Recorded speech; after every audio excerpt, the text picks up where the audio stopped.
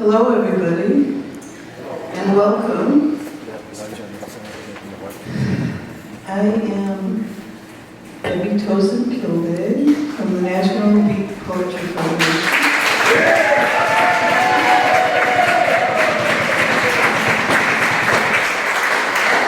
And this is our yearly festival that we have every year.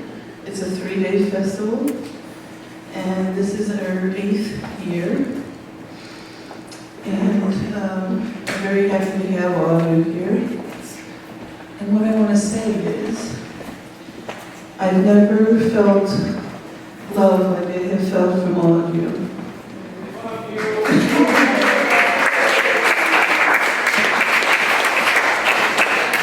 And tonight, you're going to be hearing some excellent poetry and excellent music. And I'm just so honored to be here in the town of Collinsville. And they've been nothing but so wonderful and kind to us. They must be beats. They don't know it yet. So I'm going to hand the mic over to Virginia Shreve.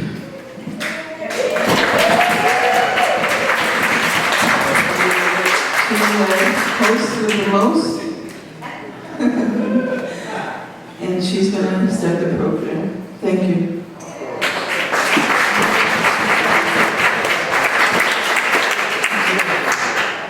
Welcome, everyone. We're so happy you could come. And first, I really want to thank the town, and especially our first selectman, Bob Vessel, for being such an incredible support to us and getting this back together. And I'm thinking I look at this maybe every year, and it'll just get bigger and better. Next year, they promised me we would have lights and do the stage, so yay. First of all, the readers will be our Beat Poet Laureates, and everybody tonight only gets 3 minutes to read. This is like a taster's menu, kind of like, speed dating, speed chess, whatever. But this way, more and more people can read. And after the featured readers, the Poet Laureates, will have the sign-up open mic and get as many people in there as we can. So I'm going to first go through the whole list of the Poet Laureates so they'll know when they come and can get up here on deck, whatever. The first one, our brave Chris Vannoy. But I want to tell you first, I'm going to go through the list. Chris Vannoy from California, Lorraine Currelley from New York, Whitehead from Kentucky, Carlos Paul Duffler from New York, Petrie Sauter from Colorado, Tammi Truax from Massachusetts. The 7th is Linda Bratcher, Wlodyka, from Massachusetts. Chris Bodor. Number 9 is Patricia Martin. 10 is John Burroughs. 11 is Sandra Feen. 12 is George Wallace. 13 is Tammi Truax. 14 is Clive Matson. 15 is Rescue Poetix. 16 is Joe Kidd. 17 is Erine Leigh. And I'll just finish up. Please welcome from California, the amazing Chris Conroy.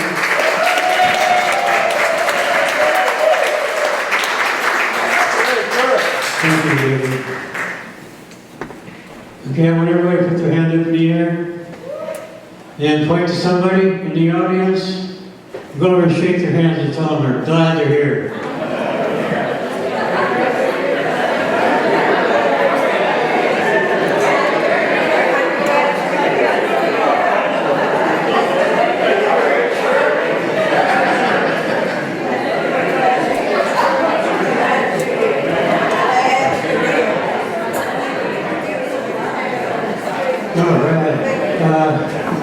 My brother-in-law's brother, when I was in England, asked me what E was.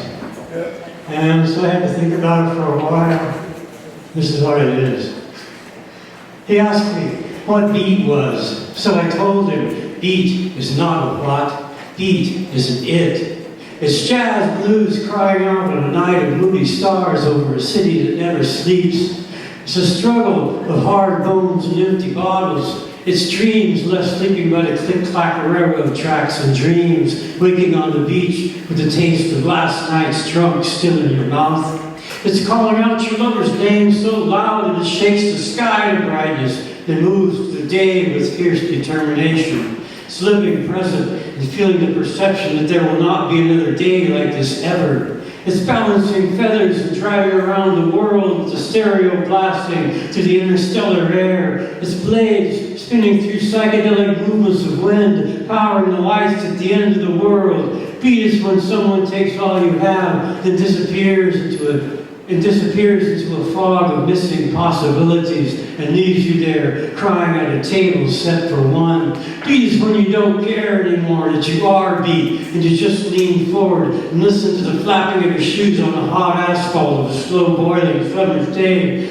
Beat is yow, man. Beat is yow, man. Beat is yow, man. Cool, cool, cool. It's beat children struggling to save a beat planet from plastic bags rolling in a radiated sea. Beat is beat down. Beat is beat up. Beat is life, baby. It eats into you like a hungry worm, breaks over you in waves of spent notes spilling wildly from some musician's pinch-lipped horn, then wraps around you like a hot, smooth woman on a cool, warm night. Beat is a long, slow cry of distant train whistles in the middle of a long, dark dream. It's knowing that you're standing on a path where one journey ends and another one begins. Beat is watching the vapor trails of airplanes crisscrossing the sky and knowing that you'll be somewhere else tomorrow when tomorrow burns a new experience inside you. It's tapping shoes and nodding heads and wild screams when you can't contain the joy that's inside you. It moves your feet, propels you across the floor, throws you into the arms of a pretty girl while the musician on stage is smiling because he feels it too. So he starts pounding the piano so hard that the sound's flying out through the electric air as the drummer taps his hi-hat of unexplored possibilities.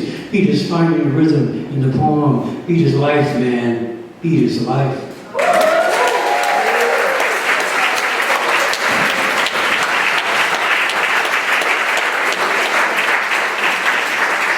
As usual, that was amazing. So, Lorraine Currelley from New York, are you ready? Next up.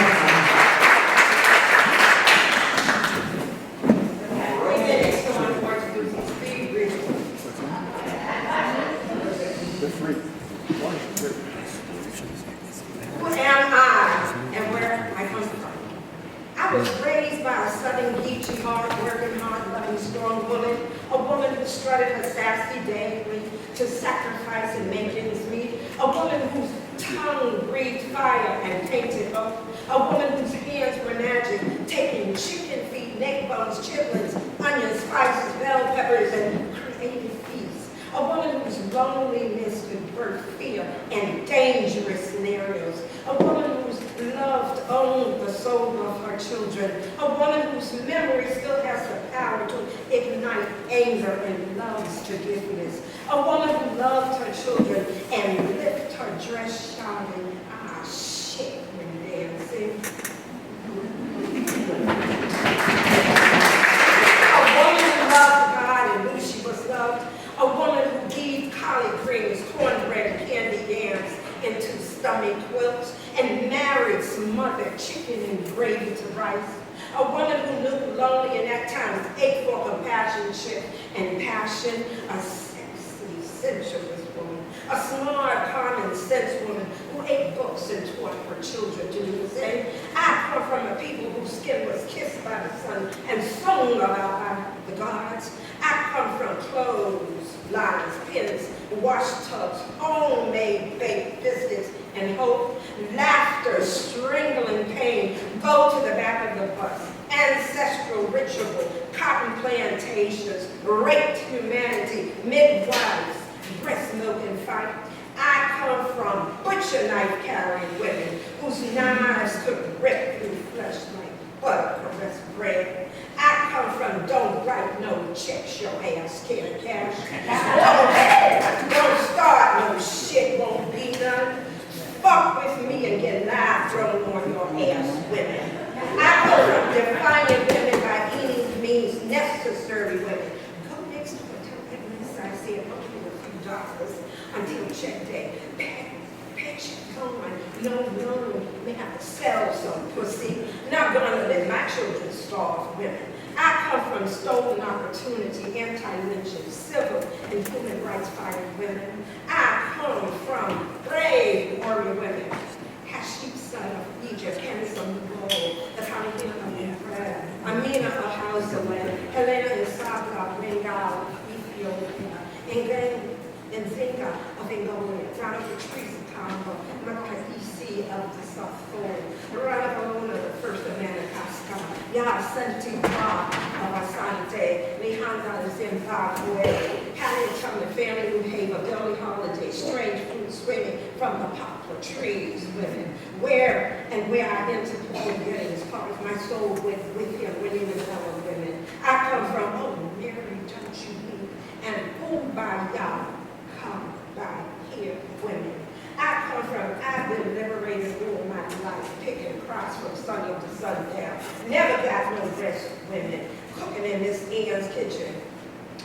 Cleaning her house and taking care of her bad-ass children. Fighting off the sexual advances of her no-good, trifling, low-life husband.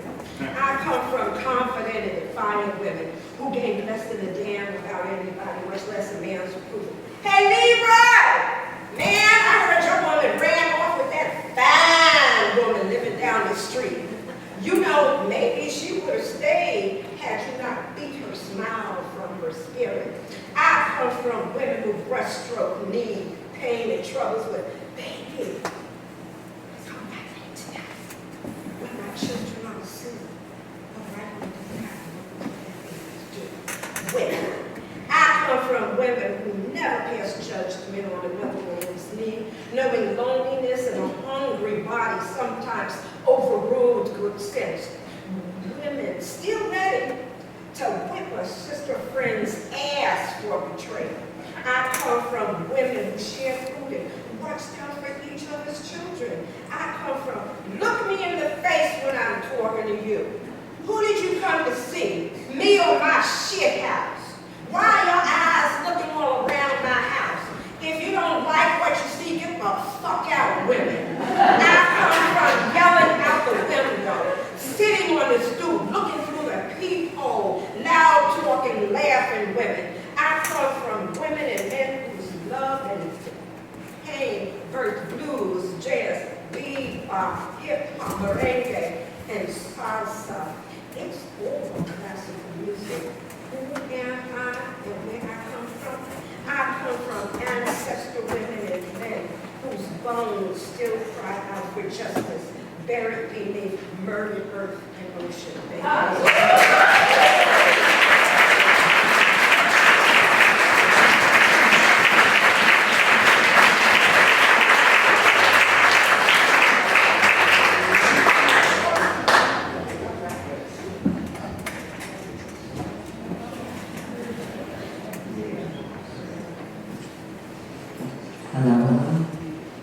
I think so.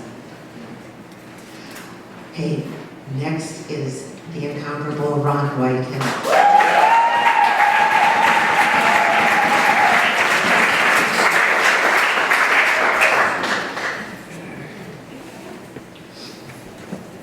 The great blue heron of quasar poetry.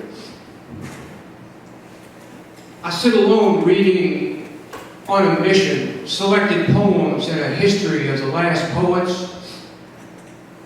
A brilliant book with a foreword by Mary Vacca. Well, I'm not alone. Moo is asleep, snoring at the other end of the couch. Gypsies outside somewhere. Birds are singing. Fall has arrived here on the banks of the great river. The days are warm and sunny. The nights are full of stars. No rain in sight. I was born under a tree in an open field in the midst of a blizzard that included lightning and thunder in the age before time began. On the day I died, the storm passed, The weather became calm, clear skies like today. That's when my life really got started, back when I became wind and water and earth and sky and fire, one with all of nature. I can't begin to describe to you what it is like. You'll have to try it on your own. I recommend it. There's nothing else like it. Forgiveness and moving on are central. Confess all your wrongs, write them on the sandy beach, and watch them wash away. That's how we work here in nature. All is forgiven. Nature always moves on in dramatic and peaceful fashion. No calendars here. Time was, time is, time will be doesn't figure. There's no time in nature, no religion, no politics. Lots of angels singing, accompanying crickets, frogs, whales, seals, lions, tigers, bears, wolves. You get the sound picture. Dig it. Nature is the real, genuine, original groove. Nature is easy and smooth and wild and crazy and cataclysmic. Nature is the most natural thing on earth. Go ahead and sign up. What a trip. Writing is the great escape from despair and madness. Writing is the untrammeled path to the wilderness of good dreams come true. If every writer and every book in your public library and local bookstore found a way to do it, then so can you. So go ahead and do it. Start writing and keep writing no matter what anyone says, no matter how hard the wind blows, the fires rage, and the waters flood. Write it all down. Never stop writing. Brief pauses for morsels of food and drink. That's it. Don't quit. You are determined, more determined than a mother fox finding food for her hungry young. Determination is central. Be sunlight and snow, be peace and war, be grace and anger, be hope and hopelessness, be belief and criticism. You don't have to spit in their eyes, just keep doing what you're doing, and that is to write and write and write. Write longer than the longest distance runner. You are filled with honesty and realness, nothing else. You speak only the truth that is in you, no other words. Your words are a blessing somehow, somewhere, to someone, especially right now, to yourself. Write them down. Enjoy yourself. Empty yourself. There is no bottom to your pockets. The words in your pockets are more vast than all the galaxies in outer space. You are the quasar beyond all imagined quasars. You are the great blue heron of quasar poetry. Sing it proud and strong. Be your own damn self now and from now on, beyond paying for your food, your basic needs. What's the use of all that money you're killing yourself to earn? Rebirth yourself into the person you always dreamed of being. What are you waiting for? Someone to give you the word? Okay, I'm giving you the word. Find and be your dream now. The waiting is over. Your time has come at last. And there's no time like now, ever. Nothing is as satisfying as being a poet. Take up your pen and write it. Never look back. Be touched by words and sing your poems with soul. Thank you.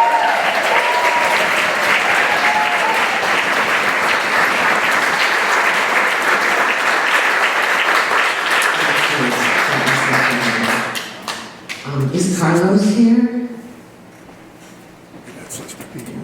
Well, if Carlos isn't here, then Annie, you're up. Annie Petrie Sauter from Colorado.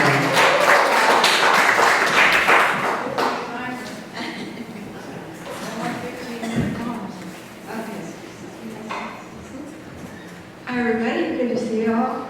Can't wait for this every year. I'm so glad to see everybody. Okay, I'm not so good at this. Lori helped me. I didn't grab it away from her, but I think I did. Okay. Dropbox stole all my poems yesterday. All 30 years ago. Okay, this is not politically incorrect. White cis women, we are all born orphans. The new word is boundary. Make them, keep them. Second nature, well that seems unlikely. Oxymoron. I touch you, you touch me, you go where you want, I go where you want. I am a cis woman. That is my unnatural nature. I am a cis woman. I don't exist past the birth of your first child. And when they grow up, neck-deep sinkholes will appear when you try to approach them. My children, so fuck me however you want. I might like it or not, it doesn't matter. Even if I get shiny new boobs or can't sit down for months after some BBL sits out, butts in, and BBL, the most painful and botched plastic surgery, and most wanted that curved back and Valentine butt. Even if 30 plus degrees is normal, 45 maybe, but without the butt, it won't help. And it's like that damn Dutch boy. Stick one finger in a hole and you know what? Another spouts out. Takes one stone and another dislodges. Dominoes and teeth rot and fall. They've pulled down queens, you know, with this shit. Drenched in white lead powder. Bathed them in blood. Bathed them in gold. Bathed them in desperation of any sort. Where is the line? You know, that one you say, oh, you wouldn't cross that one. Where is the bridge that you say is too far for you? Well, here I am now. Hurt me. Why not? I still can't be Jesus. I can die over and over for the sins of family, the sins of patriarchy, the sins of man. Yet when I rise, no one will notice. Just hot air in a desert. Mirage-like, more direct, diaphanous light dissipating. The nature of cis white women in boundaries is they cannot coexist. They cannot be crossed. They are only bred. They got all crossed up in eternity somewhere. Someone told me it in any meeting in big cities. If you say you're cross-addicted, you're mocked and asked, oh, are you addicted to crosses? Some answers, well, hardly. A woman crosses her legs. Is it a river? A beaver dam?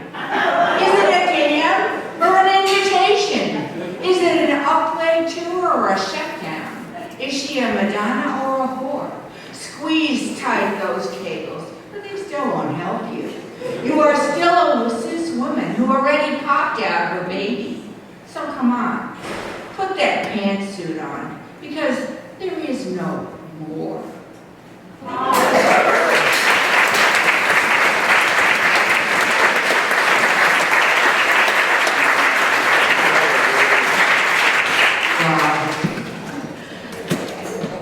Twilite. Yes. After Tommy.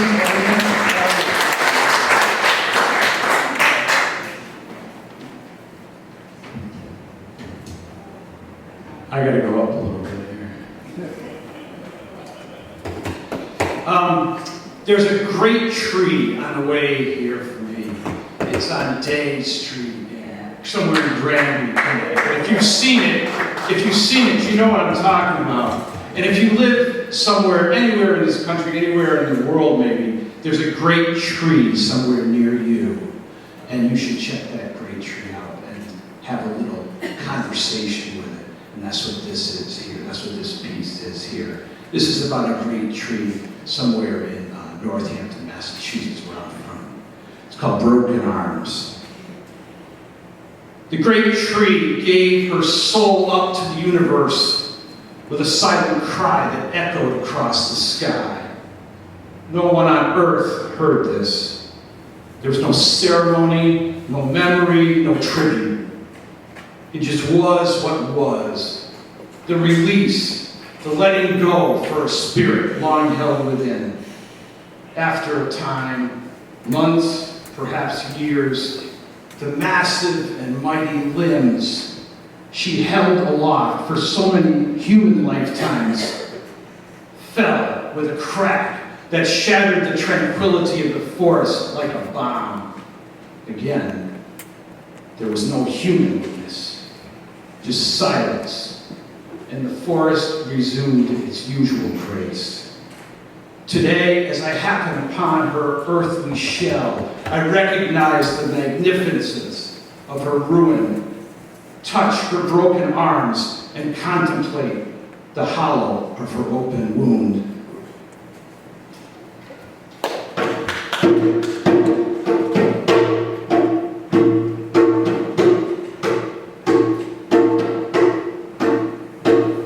At broken arms, what is seen as soul is split off inside your ego.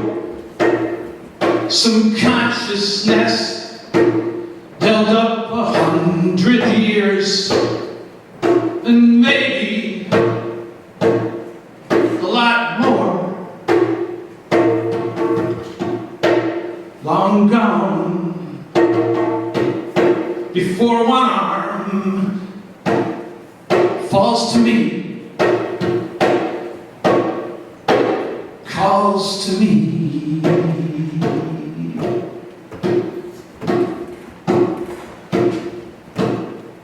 Patterns form and break under rocks and dreams. Ice creeps underfoot, bubbles up from underneath. New insects carve hieroglyphs no one can read. I go mad, thinking it's all about me. Already too late for the forest floor. A carpet of dry leaves, down from the autumn, down from the autumn. Trunk opens hollow to the world inside. I could go there, huddle within, worn smooth from the weather, bleached out pink and blue, like the sky, like the sky. Make purchase for orange slate moss, green shale mushrooms, pillows of grass, inside the heart, inside the soul of this old tree.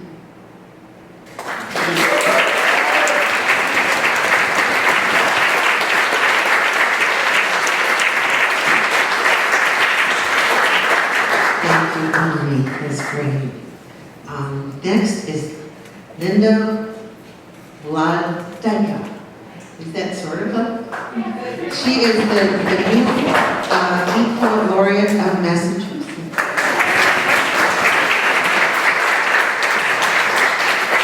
Very thrilling to me. To follow Tommy Twilite is like the best thing ever. I've been friends with him since 2008. So I'm going to segue here and go on to 2 or 3 short poems. And I'm going to start with In This Wild Existence. In this wild existence where we take claim, a life where wonder keeps us tidy inside our cocoons, where dreamers shed tears then rebound, where I proclaim more magic than mysticism, yet flowers bloom, children play, guardians loom, lend safe haven, my own abilities evolve constantly. Where your hand and mine cross miles between mountains, valleys, longing for touch, more desire than can breach a dam, where heart blush looks good on paper valentines, where the stick crosses a path, not a hindrance, more than windswept. My own 2 feet continue. I am in search of the light, not at the end of a tunnel, instead where solar rays find cracks, crevices, perforations, seepage for their light, where imperfections improve like a quality controller gone manic, where flow, not ebb, sends forth currents, spirits thirst, where Luna's phantasm surrounds full pink moons, exacting each poet's words, hieroglyphics perpetual, where future inhabitants peel off their facade, mutter philosophies of sages, the poems we wrote.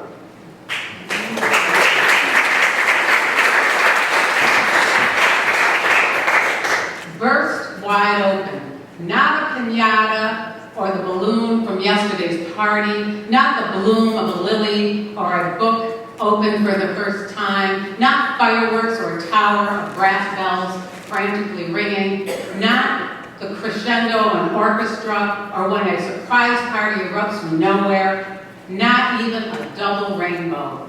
More like when an infant babe exits a womb, or when the sun blasts into full view riding along the highway.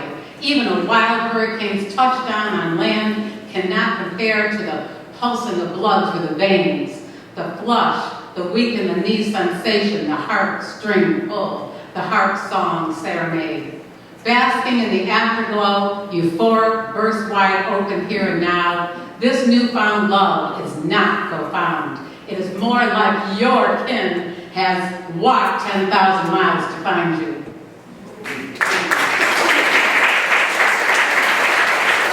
The last one's a little more low-key. Her rainbows. Gold rays illuminate in lost silence. Rain showers drip. Arcing across heaven, billowing white clouds collide. A rainbow smiles. Raindrops drench earth, grasses emit perfumes, tropical and sweet. Voluptuous lilies color her world like rainbow beams. A latent star peers down to earth, arced rainbow dispersed. She only loves the rain when the sun shines. Illumination, one last ray.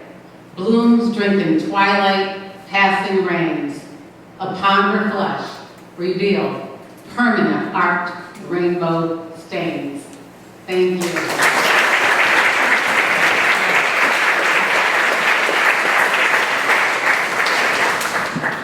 Thank you, that was great. Now we've got Chris Bodor. Bodor? Okay, that's what I said first. Bodor, who is our new Beat Poet Laureate from Florida.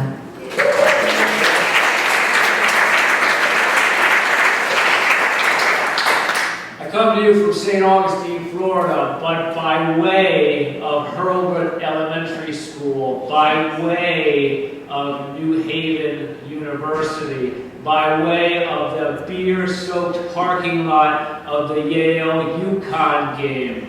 I come to you also by way of the Hudson Valley, where my neighbors were David Amram and the one and only Pete Seeger. I come to you from the Hudson Valley, where I rode on a train for 10 years, writing into notebooks. Close your eyes right now and imagine the Hudson Valley River flowing. Early in the morning, the sun is rising. Now open your eyes. Did you get the picture? Maybe you need some auditory help. Joe, start chugging. This side, start chugging. Chug, chug, chug, chug, chug, chug, chug. Now Chris Vannoy, this side, chug, chug, chug, chug, chug, chug. We're on a train now. Can you dig it? Chug, chug, chug, chug, chug, chug, chug. This is a piece called The Train of Thought Travel. Destination sought, ticket bought. St. Christopher is riding by my side, traveling on this train of thought. Wanderlust, ashes to ashes, dust to dust, I travel to town in second-hand clothes, garments embroidered with the souls of people that I will never know. Lovers lock lips across from me. She gazes into his eyes. She's tasting every word, but courtships do not last forever. Train window resembles a television screen. The television screen window is broadcasting one ever-changing channel. Garbage, gargoyles, street signs, streetwalkers, burning cars, prison walls. Through this train window, I can see it all. A college kid with dreadlocks is playing a 6-string guitar right across from me on this traveling train car. The chug, chug, chug of steel wheels rise above. Voice and guitar rise above. 7 seats in front of me. He's singing a Jimi Hendrix tune. He knows Blackbird, and he also knows Black Dog. Have you ever been experienced?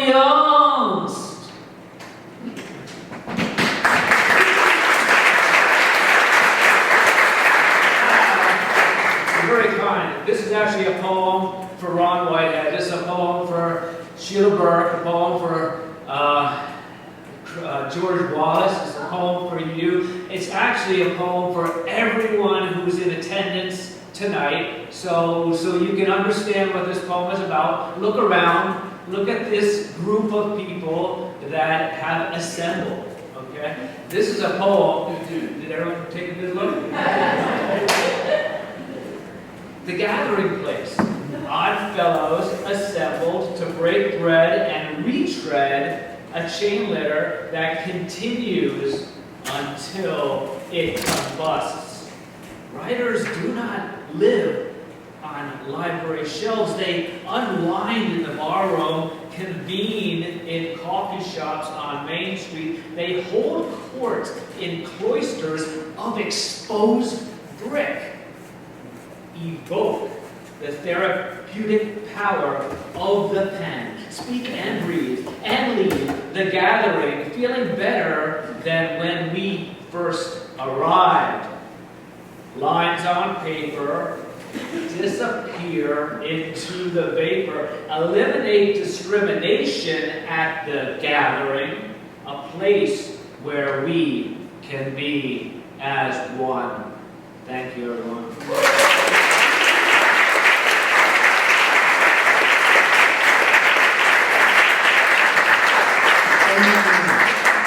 All right, now we have Patricia Martin, our new Connecticut Beat Poet Laureate. Next will be Jennifer.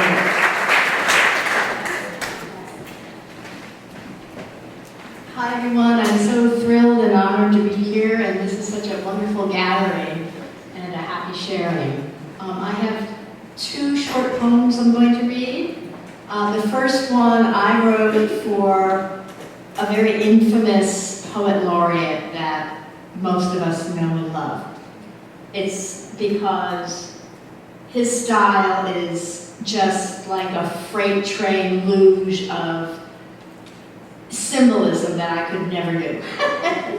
So this is to honor him. It's kind of, I tried to channel him. It's called Longing for the Poet's Dream for George. Hint, hint. Hers so tame, like vanilla pudding or white rice. She longed to dream the poet's dream, obscure and intense, spilling symbol after symbol to take your breath away like a speeding train taunting the rails. Here I go. Dripping red like a harlot's lips, licking leaves in a forbidden Eden with ruby abandon as men watch from long shadows, lips as thick as the face of a broken watch, pudgy fingers fiddling coins stolen from the Roman baths, fists rough like mounds of raw clay, eyes as intense as the broken sunset, spilling red and gray clouds and shards of stars. Ladies with umbrellas, the colors of the old world, slump in stark doorways, tired of waiting for lovers that never return, after tussling tattered sheets without a goodbye. They've seen it all go down on the hot asphalt, rising between the tenements, engulfing the sea of what used to be humanity, leaving dust and skeletons dancing on remains.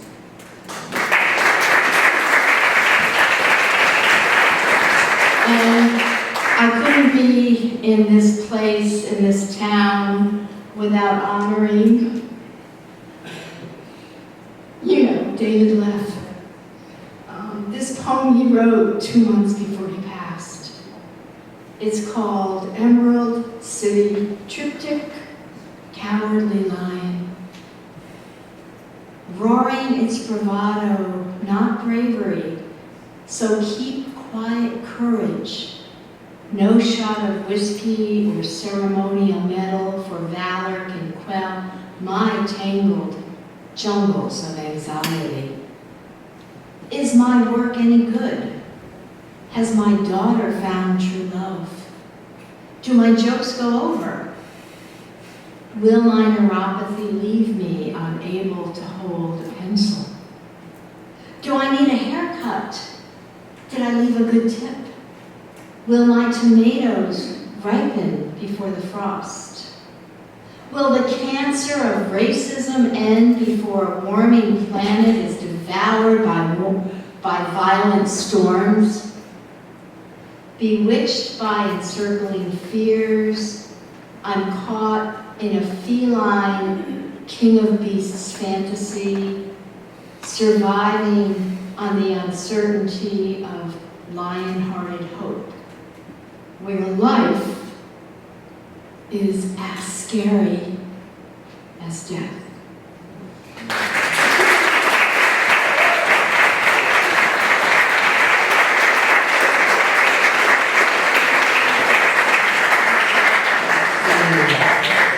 John Burroughs, please. Yeah! This is our big poet, national big poet laureate this year.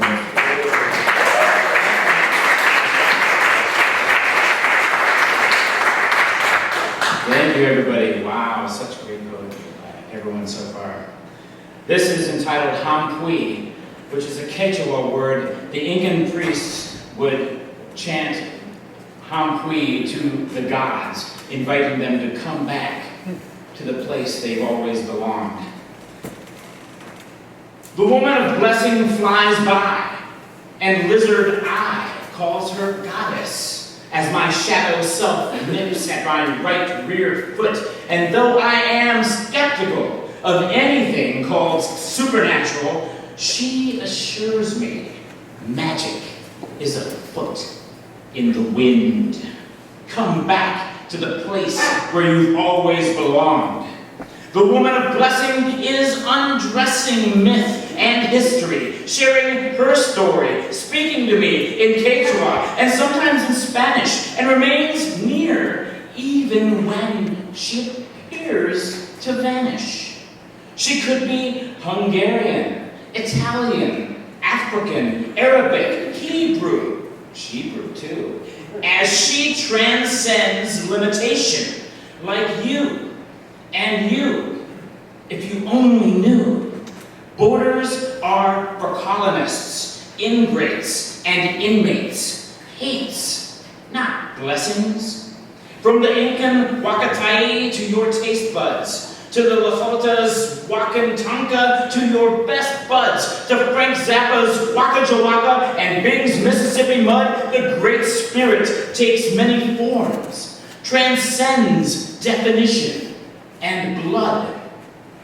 Jamie sees I last in her shower-steamed bathroom mirror and attributes it to her mother, my late wife, while Paul Manafort enters a plea deal to cooperate in Russiagate, and Dave sends me a book signed by longtime hero Allen Ginsberg, and Shelley turns RJ's million tomatoes into sauce and salsa before they rot. And Diane has already produced a poem as good as or better than any of mine in a fraction of the time.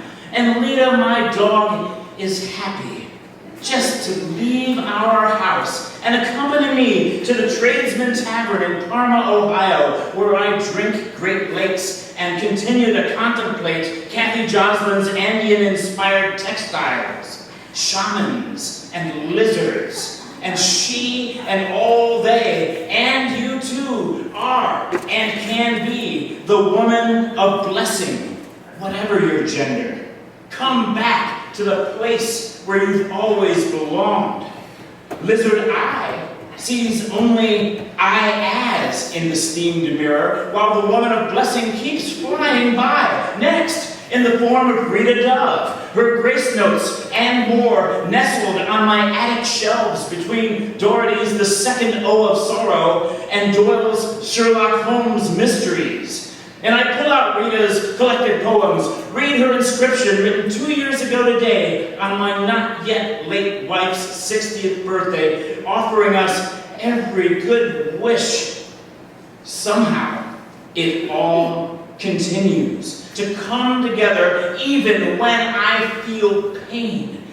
And there's no Easter resurrection. Still, life and energy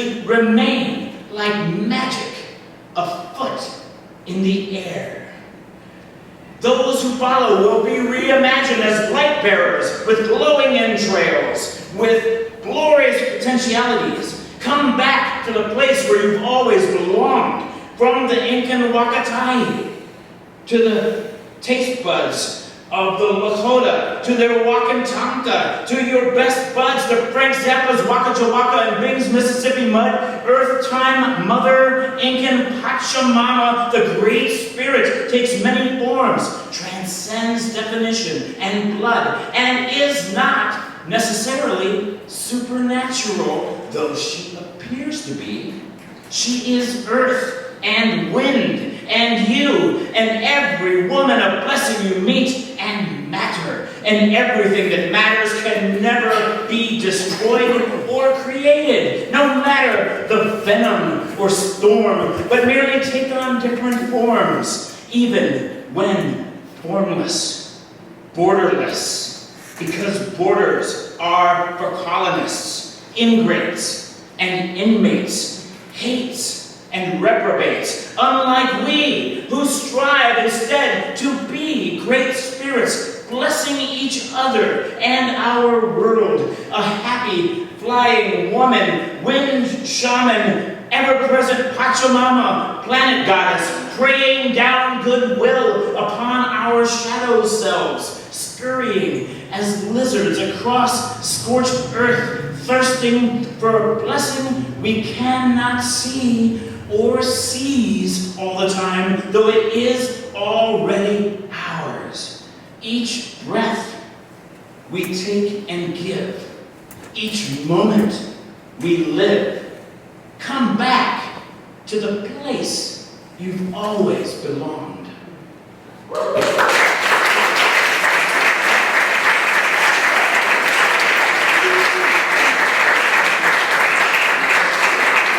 Thank you. Sandra Feen, the Connecticut, Ohio Beat Poet Laureate.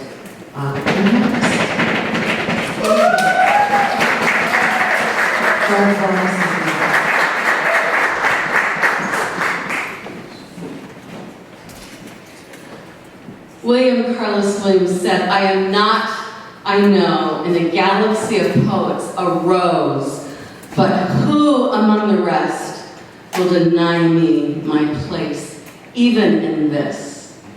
Pensive is, after pensive, an oil painting by Jane Llewellyn. Pensive is she whose auburn strands stay smooth in the painting, and in my life that color blondes, then grays, oil paint dries slowly. Pensive is each shadowed shoulder, each deepening crease by her mouth, and sharp circled eyes ruminating, reminds me of pressing new code needed to unlock my father's memory care. Third place he's lived in a single year. Pensive is effort, duration for making everything just right. I point out he's got a neat folded tissue in both left and right pockets, and one just under his nagging nasal drip in the shirt pocket with his big pen he no longer uses but desires while it's still familiar. One of the first properties of dementia is the slow drying of the brain. He wants out, wants to play chair volleyball with all the people up front that he saw while entering a section labeled assisted living. Pensive is preparation, working to convince him to use the bathroom, then mustering mutual patience required. I'm the daughter, slowing my pace to match father's heavy shuffle of his feet and walk her back in time for the bustling mix of the game, people and wheelchairs. Pensive is maneuvering Dad's walker through mayhem to his designated place and turn. Pensive is my personal scolding from bystanders who veto participation, yet feel urgent to watch. I stand in their way. They shout at my smiles and sorries and my last steps to move Dad into volley nets and chairs set up in the cafeteria. Pensive is my last kiss blown to Dad while he's settling. Then I berate myself for offering affection in front of the crowd, for already scurrying away once I realized I did not alert Ames of his incessant nasal drip, did not mention everything he needs, fills all his pockets. Pensive is my jawline, locked firm like the oil painting. He wipes his nose on his sleeve, misses the ball.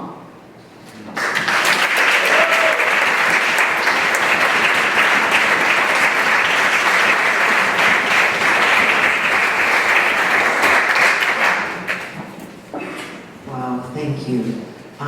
George Wallace.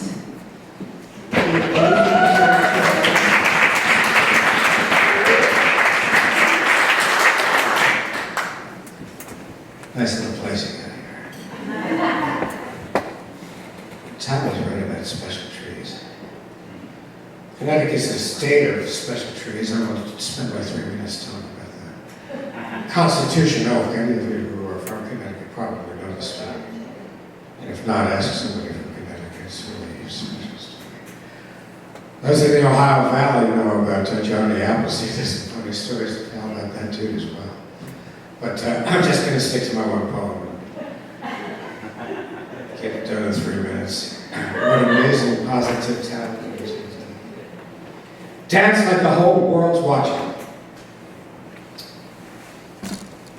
Suffer in the wind, cry in the shade, shudder with the lodestone, howl defiant as wolves.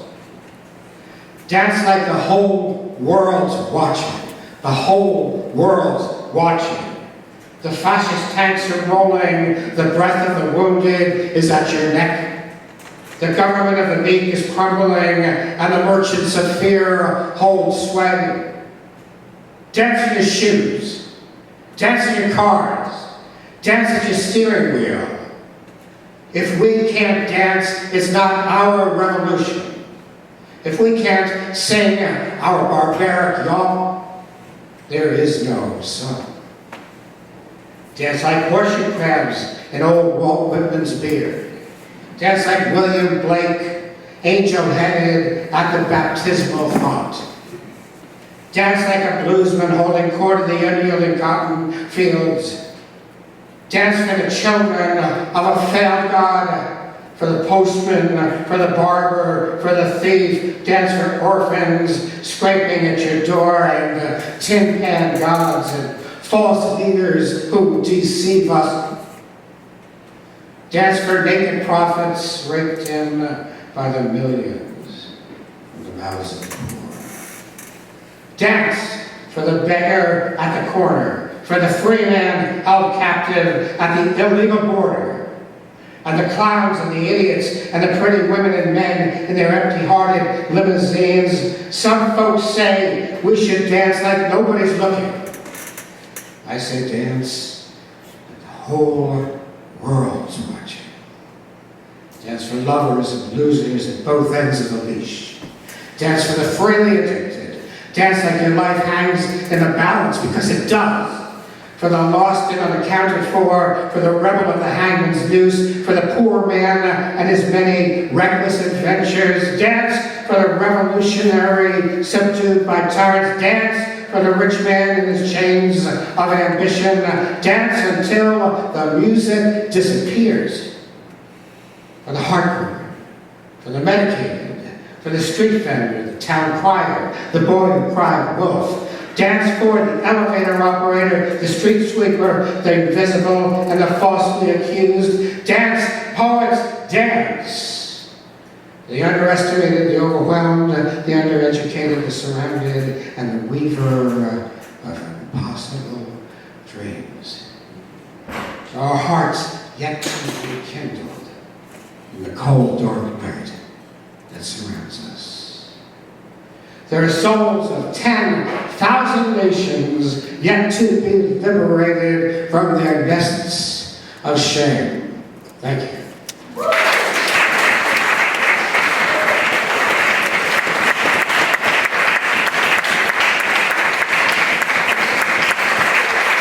Thank you so much. Tammi Truax from Maine.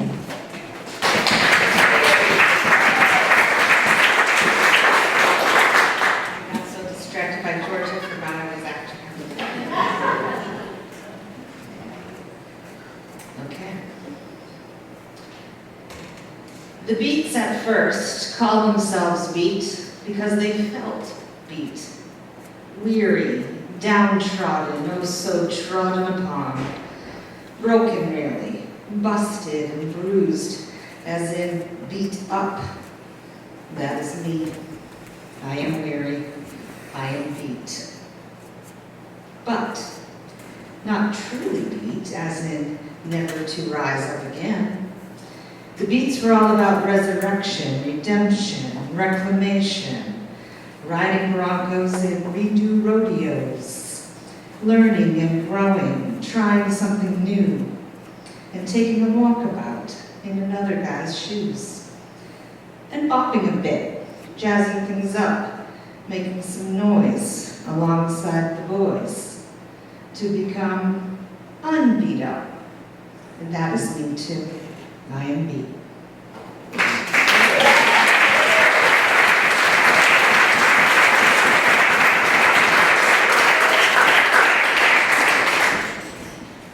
Thank you. Now we'd like to welcome Clive Matson from California.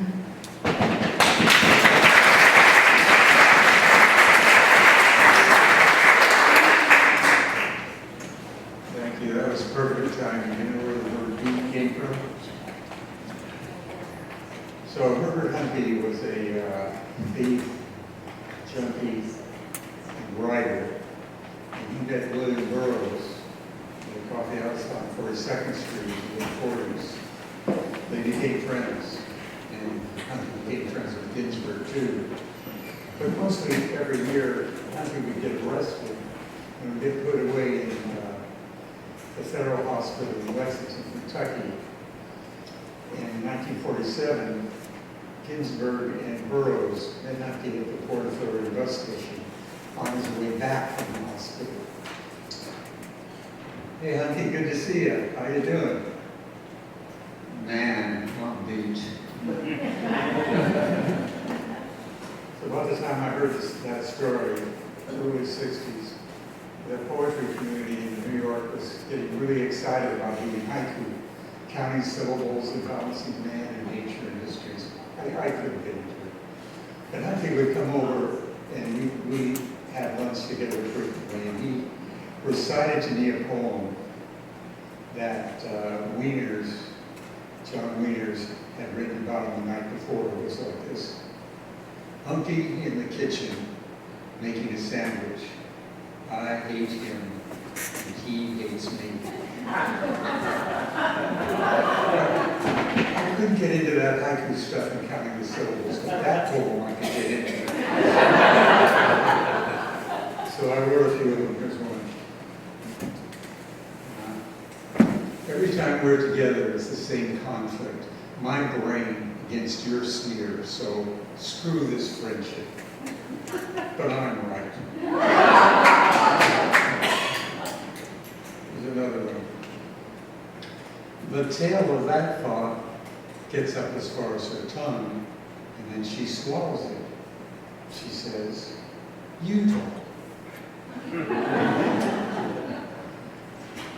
So about that time I heard that Ginsberg was writing what he called American sentences, and I thought, great, that's looking for strong poems in American language and American sensibility. About 50 years later, I found out that Ginsberg was counting the syllables in American sentences. You know, there's the trouble with having these heroes. They've got clay feet. So, not that long ago, earlier this year, I was driving with my 26-year-old son, and this guy crossing the street in front of us. He's little, He's got a gimp, he's got a cane, and he's got a hat with a brim that turned up. And he's walking so proudly. He can barely make it across the street. But he did. I looked at my son and said, "What was that?" He said, "He's peacocking." So I'll end with this poem called The Peacock. The peacock drags its tail behind, and string-like feathers drape the ground, until a threat of mating urge alerts the muscles in its spine.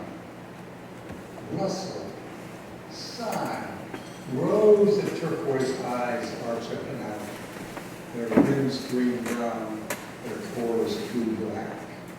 In one long surge, the tail bends straight, its colors shine. 90 allies stare from the fan without a blink. What sense can tell if they're for show or if they're live? The peacock struts. See this, see that, and inner mind has touched each cell, and each one blossoms with an eye.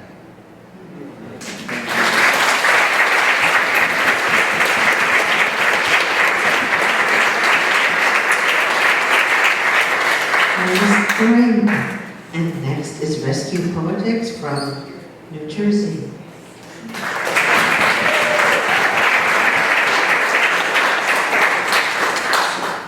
Hola, beautiful ones. Let's try that again. Hola, beautiful ones. That's what I'm talking about. The humming bumblebees breathing along the way, deep in, hum out, buzzing like wings of a hummingbird. Specks on the horizon, the world is vastly different through the eyes of happiness. Overgrowth, hiding delicate surrenders of self, like the fine whiskers of a cat. All with a single purpose, the bee, the hummingbird, the dragonfly. Harbingers of self, joy, and discovery. It's a lonely effort to make things whole. Jumping from one to another, buzz in, tap out, breathe deep, time to move on. Thank you.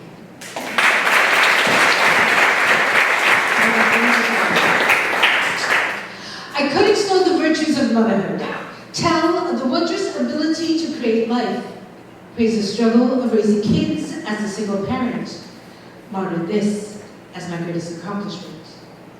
I could hide my failures, asinine judgment calls, ask backwards, decisions of madness and chaos that followed, gloss it over, make it pretty.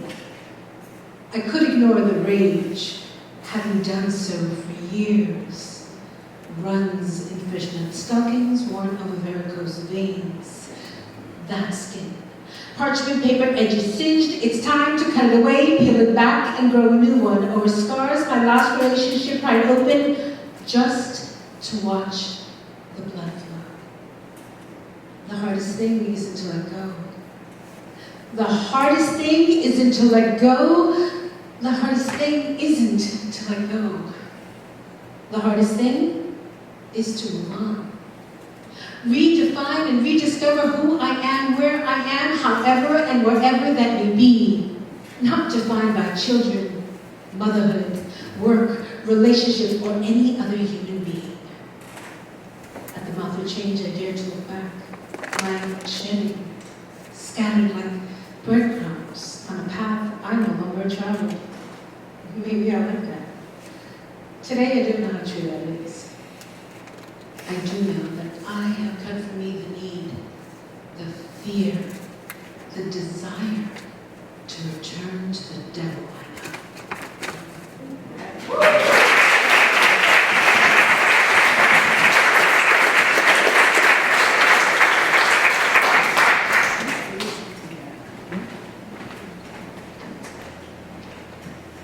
Thank you.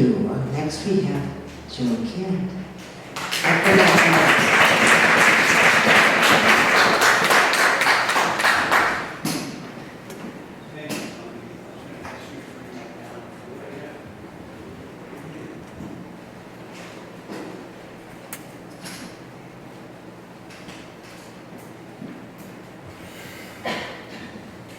What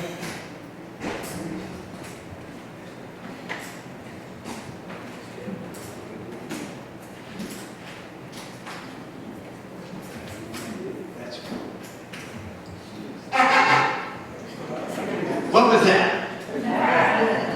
No, that's brothers and sisters, we are at war, whether we know it or not. We're at war. I've been in this war since I was 17 against corporate America. I can't believe that that's an actual word that people will accept. So I wrote this thing especially for tonight. It's called America Inc. and not I-N-K. Hey America, we hear you. Yeah, we hear you loud and clear. We hear what you used to be, what you are today, what you have always been. We hear what you cannot say or dare to admit. We hear your childish nonsense, your bag of trophies, your grade point average. You wrote a song. Someone said your name. We sat in front of you at Sunday Mass, singing a hymn by candlelight, your breath from last night making us sick. Hey America, that uniform is see-through. Can't hide the real you, the you that hides in cover-ups. Fingers crossed, dipped in blood. We hear the bullshit that drains from your hole. You plug it with fantasy, a nation free and just, and it just ain't free. Hey America, population parrots, you are the cracker and the Pollyanna, the tree that fell across the road. You're made of shiny steel, smoking lungs, carburetors and gun barrels, cartridges dropping in the grass. Tell the rest of your sordid story. By the way, America, you talk in your sleep. You give yourself away. We know your desires, your criminal lust, your mind in the meat grinder, you hamburger helper. Come on, bend over and show us old glory. Hey, America, you're a scent hound. Follow that nose, follow that trail. Track down those who are trying to escape. Escape on the rails, escape on their feet, escape the defeat and your countless diseases. Egypt knew you, Greek and Roman too. Empires built on the backs of slaves crumbled into dust and pretty stone statues. Priceless to kings, worthless to street bums. Oh, say, can you see Jose in the river, daughter on his back? No milk, no honey, just beer and shots. And you sit and watch from up on Crocodile Rock. Not done yet. You're soft, America. You need a pill.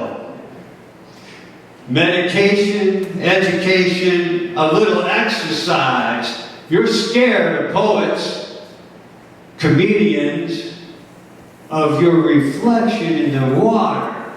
You're scared of old men, scared of your mother, scared of rock and roll, and scared of God. He's going to grab you, toss your ass into the inferno, the wildfire, the change in your climate, burn down your hospitals, airports, prisons, and topless bars. The smell of burning hair, rotting corpses, and starving children. You attend workshops, book clubs, scavenger hunts. You swat the flies that buzz in your cathedrals. You worry about the clothes I wear and the toys that I play with. America, you are not buffalo hunters. You never were. You were murderers from the train, blowing holes in children and sacred things that you could never see. You are a coward in a hotel window, fingers on the trigger, fingers too sweaty and too sensitive to play a guitar. Your substance is in the puddle on the floor between your legs. America, you are a jailer. You build walls and bars to keep us in and to keep us out. You claim land. You step in shit. You incarcerate the innocent while the guilty go to orgies. You are drunk with guilt and liability.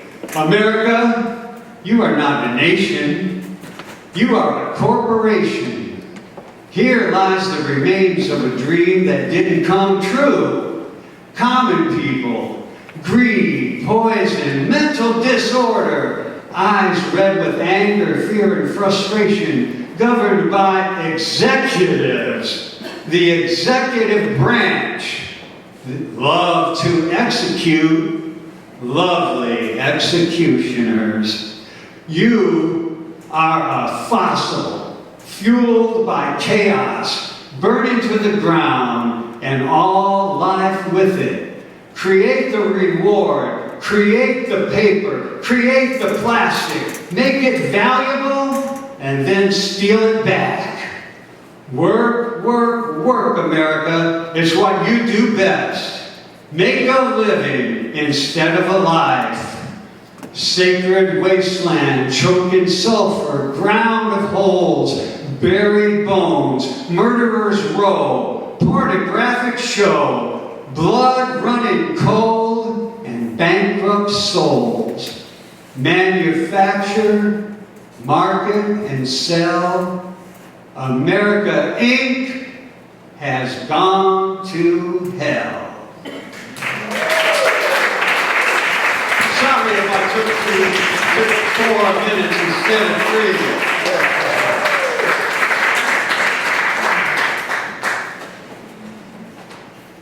Someone asked me earlier how we get around so much, and I felt like saying, well, I got Sheila Burke with me. It's hard to say no to that.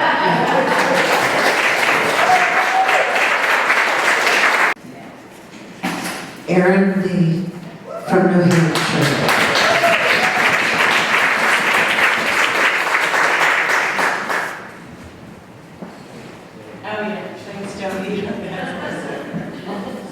Jumping to here, thank you.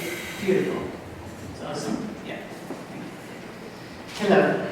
It's great to be here. I love being here. It brings me joy.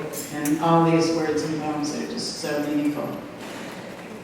This one is called for Sinead O'Connor, an iconic woman, especially her Rasta-generated album, Throw Down Your Arms.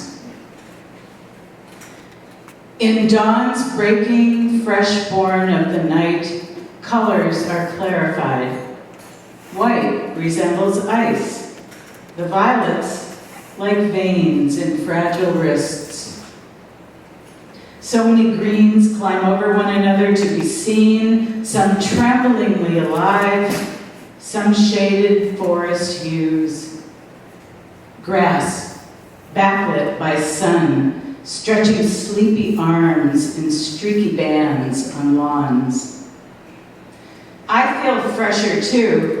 Brush my hair in long strands, affix my earrings, necklace ring by the mirror. Peek, as I like to do, through every window at the day, as if starting over is a game. I feel a cool page of last night's slight rain waiting to be turned by sun's mounting heat. For now, a luscious relief. I can ignore my slowing pace, the slight weakness in my knees, my reluctance to actually perform the tasks I dream of doing. Maybe my lists are an old habit. By not doing, things may return to their vast, unprinted origins. After all, in just one lifetime, I've moved from church-taught sin to discarding sources of dubious authority. Our sinuous call, Sinead, crows from the tall pine, rivers from a vision of how we can better be, echoes from hills of unacceptable history. There's that note of valid complaint, of proposed fair territory, our explorations made lyrical, our actions full of sincerity and shock. Tear me a pope, girl. Let no inflated middleman interpret our divinely seeking spirits. Thank you.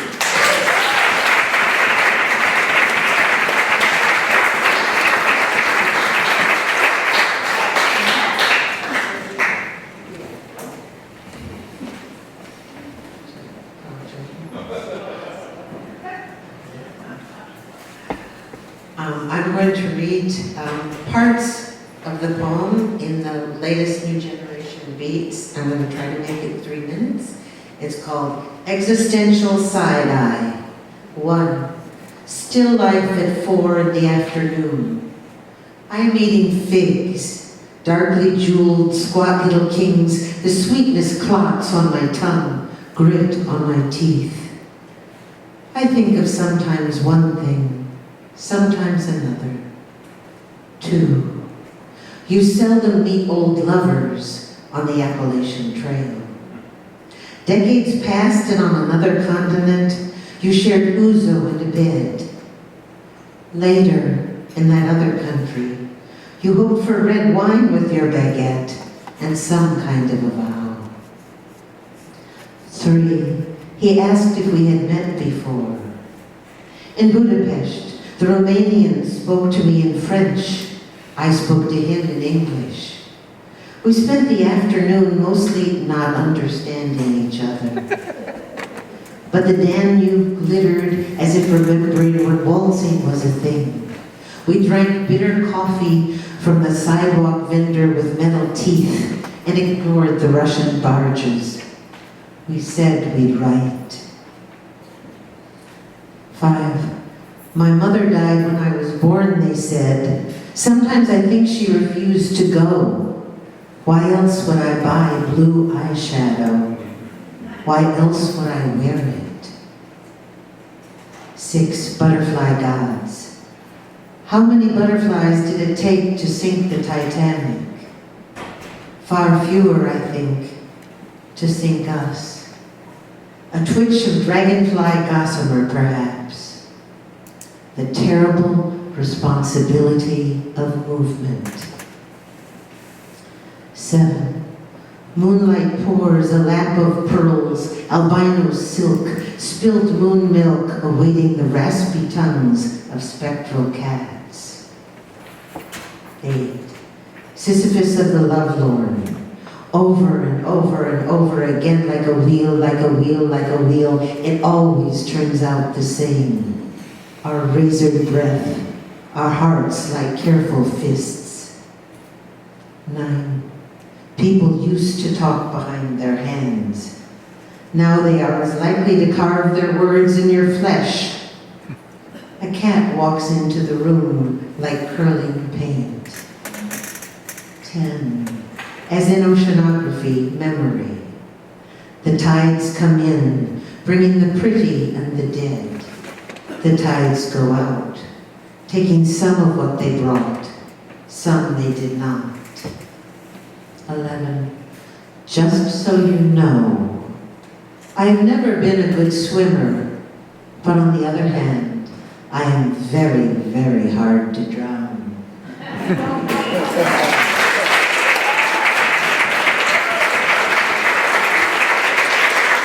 Thank you so much. We've got time for a few open mic readers, and I wish we had more, but let me go get the list.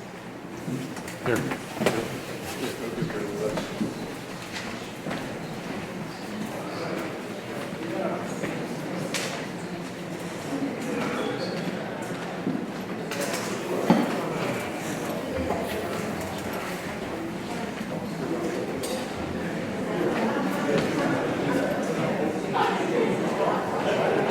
We've been given a little more time, so yay. One poem each, please, and 3 minutes or less would be great.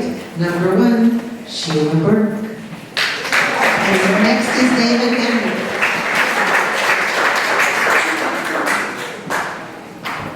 Free range. Driving by on a sunny day, crisp and clear.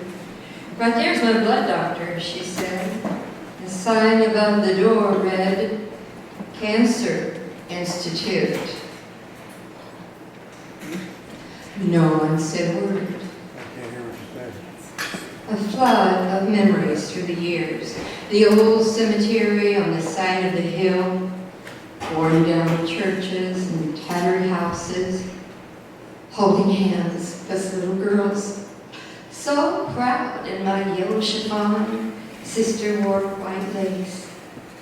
Easter eggs from free-range chickens, hidden with care. A rooster took a chunk from the back of my leg. Another sister made hot chocolate with real Hershey's cocoa in the evenings while we did our homework. On Sundays, fried chicken, dumpling, and potato salad. Lemon cake with real meringue frosting, oven toasted for that special touch. Using the eggs from our free-range chickens.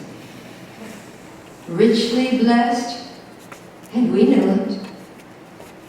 We heard the stories of naked children hiding behind the cabin, who ran and put on clothes when a stranger wandered by to barter for a goat or cow. Children, possibly and probably our kin. The old number 3 wash tub sitting on the cook fire, good for laundry, canning, and cooking. The Saturday night bath, polished little white shoes for Sunday morning church. The old hymns ringing up and down the hills and hollers. Alan Lomax knew we were rich.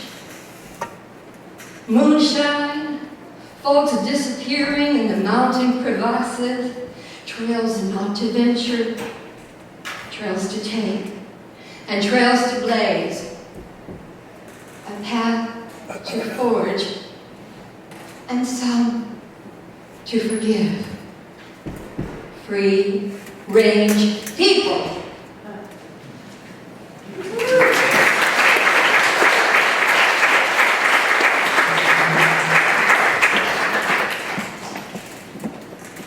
Thank you. So next we have David Henri, then Claire Conroy, and then Carrie Powers.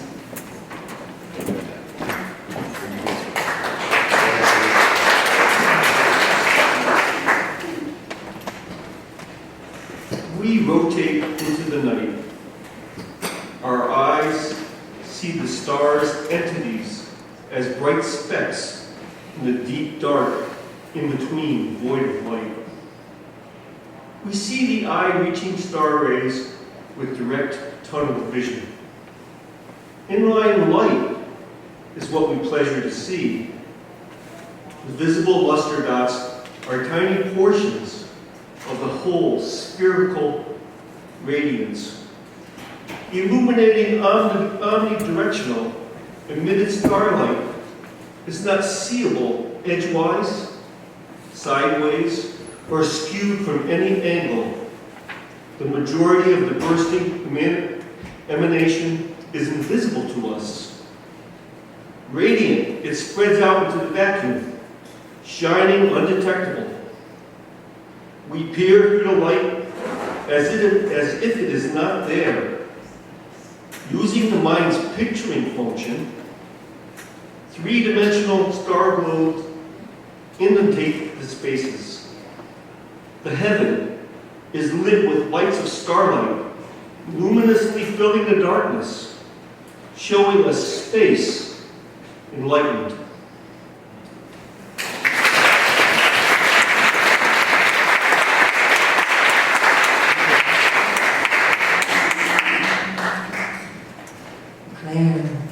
Claire Conroy, and next, Carrie Conroy.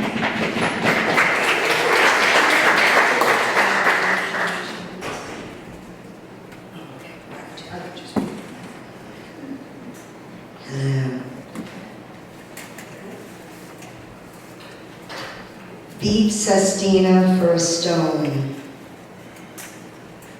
Dreamland, boardwalk, dock, sidewalk, chalk along the sea, carefree squeal in sunshine, briny, wrinkled fingers in the sand, tanned and freckled through lotion, lone, copper-toned child.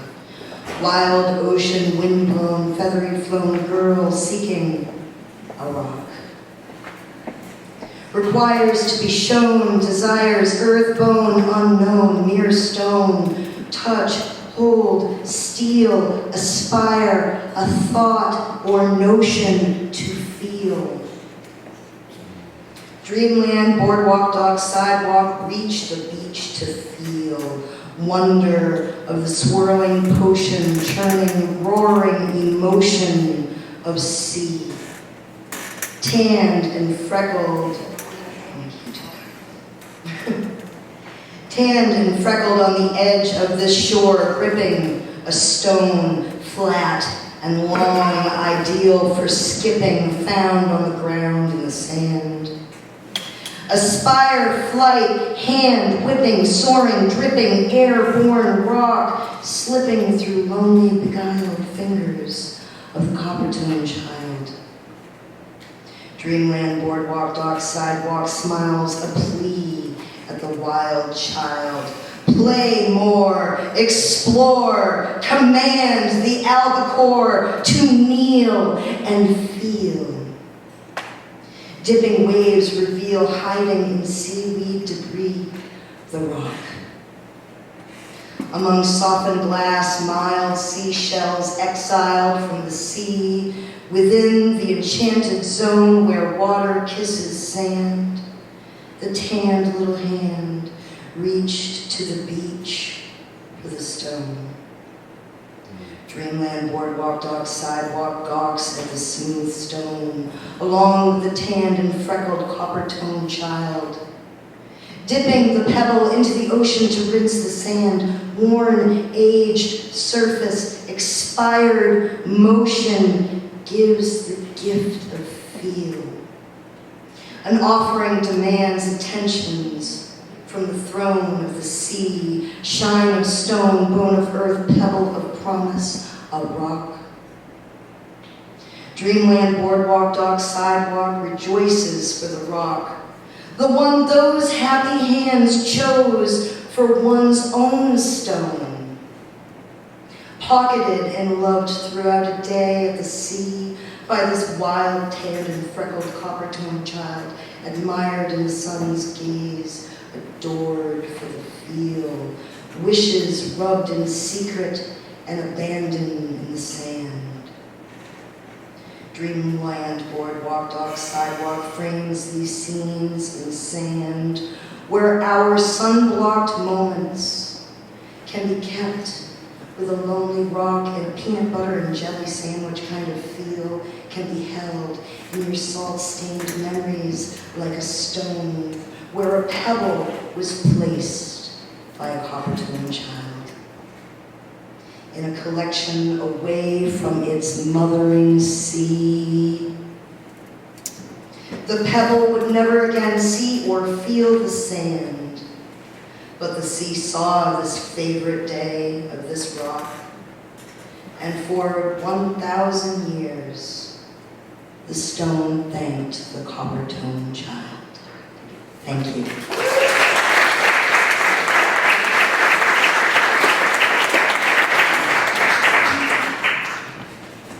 Thank you. Now we have Carrie Powers. Yeah.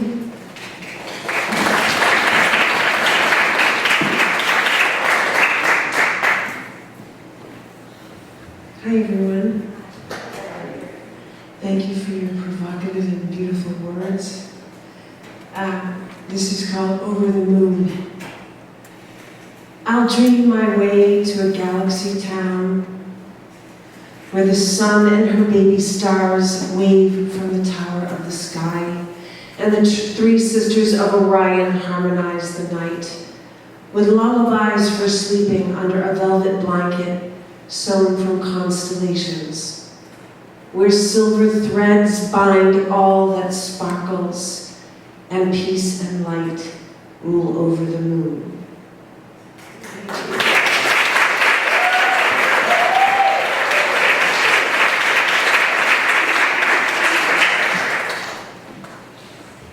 Beautiful. Now, Karen Warinsky, please. Yay! And next will be Erine Leigh. Okay, this has been so great. I have a 3-piece, 3-minute set. I timed it. The first 2 pieces are from my new book, which is called Dining with War. And I just want to tell you briefly the concept of this is when I came to the realization of how often I take a meal in front of the TV, watching horrific things, and then also thinking about all the battles I've had in life over dinner time. So there are some funny things, but these 2 are not that. The last one will be more uplifting. This is called Bee in the Yard. Out of the service, but still at war, he liked to fight battles he could win. Often, those were with his wife. There were many rules she needed to follow, and she would repeat them in her head so as not to forget. And the other neighborhood moms heard the slamming doors, observed the drawn shades, the car that sat in the driveway for days, and knew that the consequences were severe when this husband was unhappy. There were many rules about their daughter, a girl a little younger than me, my next-door neighbor for 2 years. She had to play in their yard, and only one friend at a time could come over to also play in the yard, but not to go into the above-ground pool, and never to go into the green split-level house for any reason, like to get a drink of water or use the bathroom. And the girl could never go to any of our houses, and when he came home at noon for lunch and at 5 p.m. for supper, she and his wife needed to be there, neat and tidy and ready to serve. This one's called Family Feud. Before realizing he had emotional problems, I thought his sister was the crazy one.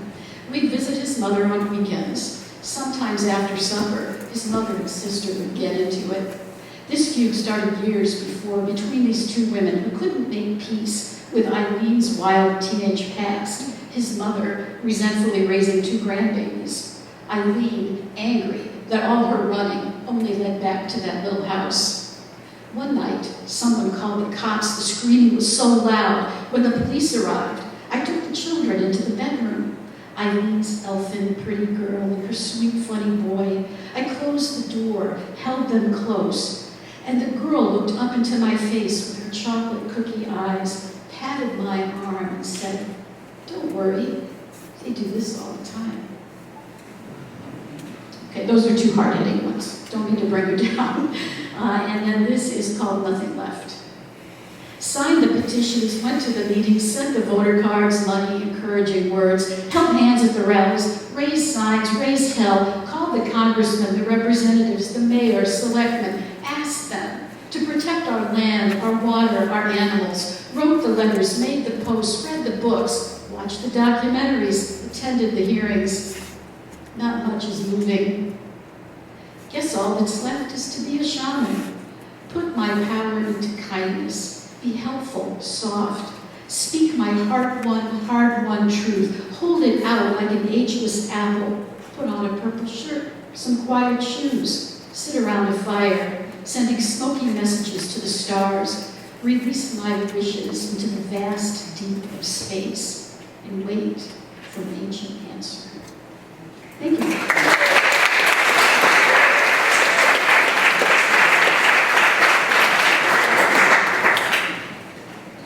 Next we're really running out of time, but I want to get as many people as I can. So please, Arlene Damaris and Connie Carpenter.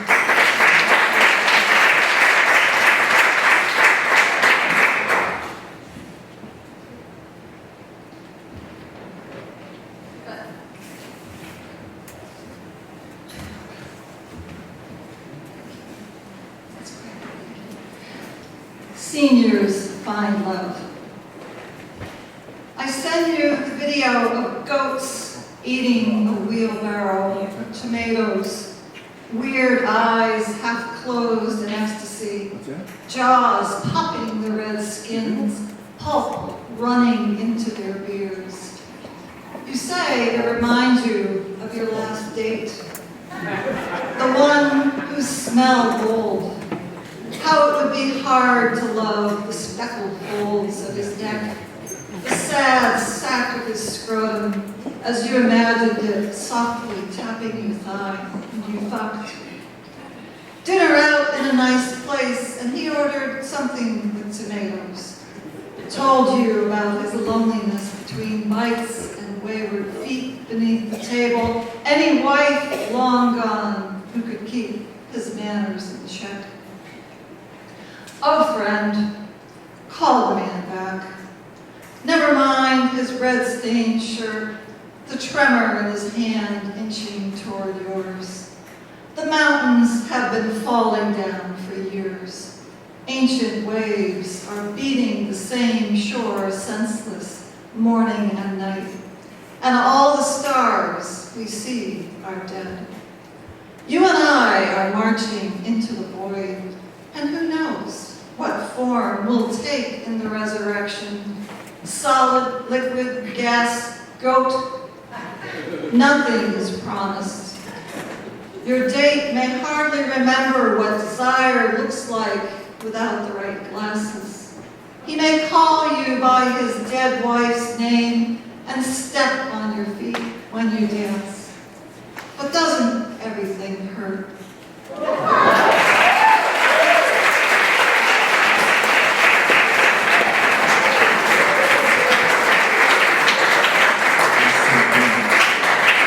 Connie Carpenter, then we have Ron Whittle, and I don't know if we'll have time for any more, but there is open mic tomorrow in Barkhamsted. You're welcome to come for that.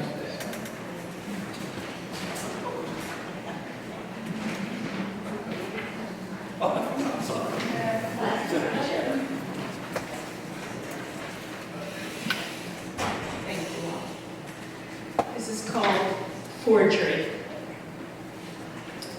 I'm done with you. Finished with all your promises of authenticity, masking strokes of lies and hidden half-truths. There is no paint or powder, brush or palette that could make me believe in your deviant art. I will not have flat abs in 10 days by drinking your tea. My wrinkles will not magically disappear after your 2-for-1 limited time-only varnish deal. I will not intermittently fast, deny myself a potato or a shoe all sweets just to please you. To look like the airbrushed you, the wannabe you, the wanting you. You and your charts, scales, and calipers can all go to hell. I'm out of here. Decades of lies have left me with a fragile canvas, laden under layers of faded and crackling paint.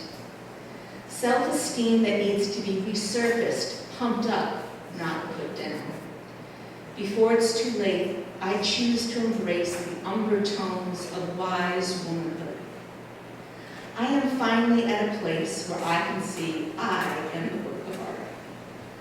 I've studied with all the masters, from Jane Fonda on dorm room floors, washes of grapefruit and cayenne, watchers of weight, and all the other forgers. There is not a single calorie-counting, carb-depriving, pill-popping paint I have not tried. only to find I ended up marring the original canvas. I can see clearly now each new rising phase of frenzy, seeking perfection that was already there. These palettes of fakery and deception are all signs that they are incapable of seeing the true art of this form. And now I see their inability to see true beauty has absolutely nothing to do with me.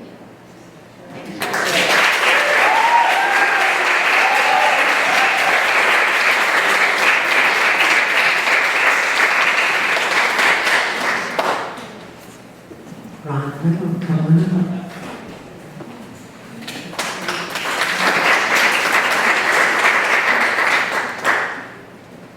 I apologize. I'm a little hard of hearing. I heard my name called and it came up. This is kind of a little bit of a reminiscing of a time I spent in Vietnam. And it goes on to where I am today. It's called Being All Grown Up Hurts. I haven't wanted to keep anything for myself, except for maybe the memories of war that I wished I could forget. I never wanted to share the ghosts of yesterday. No one's life depends on me anymore. The ghosts of dawn still rattle my cage nearly every day, and the pain is truer than the hunger to forgive. You survived. I never thought you would. I thought one day I would wake and it would be over. I guess it doesn't work that way. I never let anyone touch the photograph. I was afraid that she would fly off and I'd never see her again. It's funny, it sounds a lot like another story I know. I've learned how to put words together in order to form poems of all kinds. And there's lightning off in the distance and rumble that resonates over the hills and valleys. I guess every collection requires a fanatic or someone lost like me. My birthday was not long ago. I can't remember the last time it was a big deal. This was one of those poems I'm afraid to use metaphors in. And I really want to live forever just to ruin my birthday parties for all let me rephrase that. I really want to forget, wow, I'm having trouble here. I really want to live forever just to ruin any birthday parties for me in the future. I don't deserve them. I shouldn't have left anything behind, but I did. The boys buried in an Asian battlefield, and the man that stepped out of the boy's boots, hoping on his return he could carry the flag up the mountain.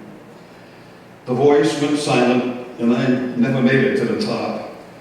After several attempts, the silence became the future, and one day not long ago, I made it to the top. In spite of the silence, I looked out over the four corners of the earth while the flag lays face down at the foot of the mountain.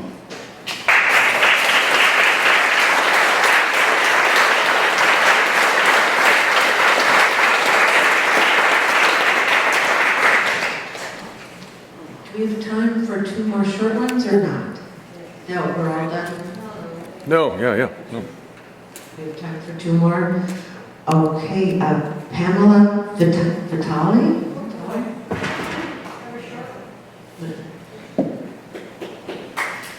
And next would be, I'll find her. Art Burns. Hi, okay, this is a pretty old one, but almost 18 years old. Surfing. With frequency, but always unique, a waterfall of light glides before you while you grasp for air and the so-called edges. A pendulum-like ride or liquid life form gives you a lift and barrels you somewhere forward. You hope you have control, you hope you can keep afloat and ascend. Then the lower quadrant, the tale of human pain or wonder, needs to summon up inner power to evenly plant in balance its powerful frame, control, confidence, freedom to perch high and wander.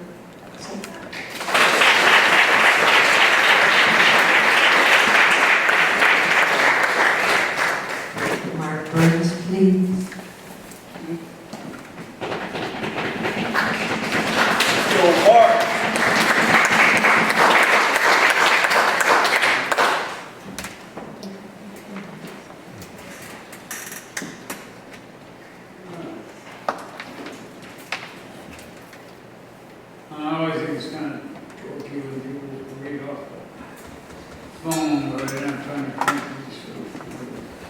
Let's start with a couple of war poems. No, one. One. Oh, okay. We'll start with one. Nealma, you called right when the battle got heated. Wanted to ride to the Wlodyka for a Lucy and an iced tea. My steadfast, while giving a mighty whack to some fool stranger today's enemy had beguiled with imposing us, said, "You better go. We're both bone chivalrous. I got this," and handed me the keys. Neither of us, of course, had any money, but the fool who dragooned yesterday had brung his wallet with a goodly sum. Besides, with his ears would net on any corner.